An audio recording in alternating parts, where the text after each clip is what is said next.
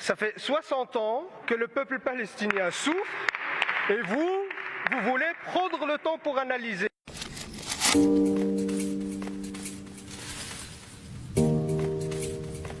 Monsieur le ministre, mardi après-midi, le président américain Donald Trump et le Premier ministre israélien Benjamin Netanyahou ont présenté le deal du siècle, un plan de soi-disant de paix, qui est en réalité un plan d'annexion, qui s'assoit sur le droit international et qui bafoue 66 résolutions de l'ONU.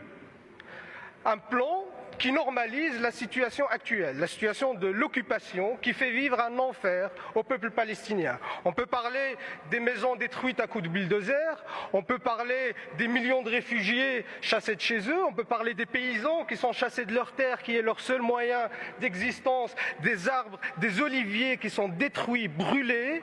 On peut parler des bombardements répétés à Gaza qui ont fait des milliers de morts avec un tiers d'enfants. On peut parler de ça toute l'après-midi, il y en a plein. Dans ce plan, qu'est-ce qu'on propose à ces Palestiniens? On leur demande d'accepter la situation, que rien ne va changer, que ça va continuer comme ça, et qu'ils sont condamnés à vivre dans un état d'apartheid. Le mot apartheid, il ne vient pas de moi. C'est le mot qui a été utilisé dans le communiqué officiel de B'Tselem, qui est une ONG israélienne qui regroupe des avocats, des journalistes, des académiciens et même des membres du Knesset. Et dans ce communiqué, on dit, je cite, « Ce que l'on offre aux Palestiniens en ce moment, ce n'est ni des droits, ni un État, mais un État permanent d'apartheid. » Monsieur le ministre, je vous ai apporté une carte. Voilà la Palestine de M. Trump, qui nous rappelle tristement le Boutistan de l'Afrique du Sud, l'état d'apartheid d'Afrique du Sud. Ça se passe sans commentaire.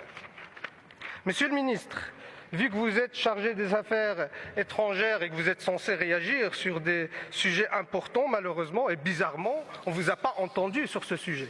Du coup, j'aimerais savoir, monsieur le ministre, est-ce que vous condamnez ce plan de monsieur Trump et est-ce que vous allez œuvrer pour le respect du droit international?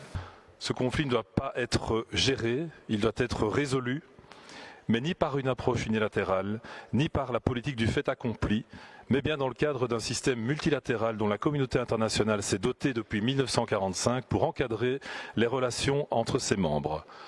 Ça fait 60 ans que le peuple palestinien souffre et vous voulez prendre le temps pour analyser. Analyser quoi? Analyser ce que j'ai décrit, que ce plan ne fait que légitimer la situation actuelle, qui est catastrophique pour le peuple palestinien. Vous voulez œuvrer pour la paix, monsieur le ministre. Si vous voulez œuvrer pour la paix, faites en sorte qu'on respecte le droit international. Pour faire respecter le droit international, il faut mener des sanctions contre l'État d'Israël. Pourquoi cette hypocrisie? Pourquoi ce deux poids deux mesures? Quand c'est d'autres pays qui bafouent le droit international, vous êtes les premiers à courir et aller leur dire et aller leur faire des sanctions et aller faire des condamnations. Mais quand ça concerne le peuple palestinien, quand ça concerne Israël, les États-Unis, là, puisque c'est nos alliés, c'est silence radio. Vous voulez prendre le temps. Il est déjà trop tard, monsieur le ministre. C'est maintenant qu'il faut prendre des décisions.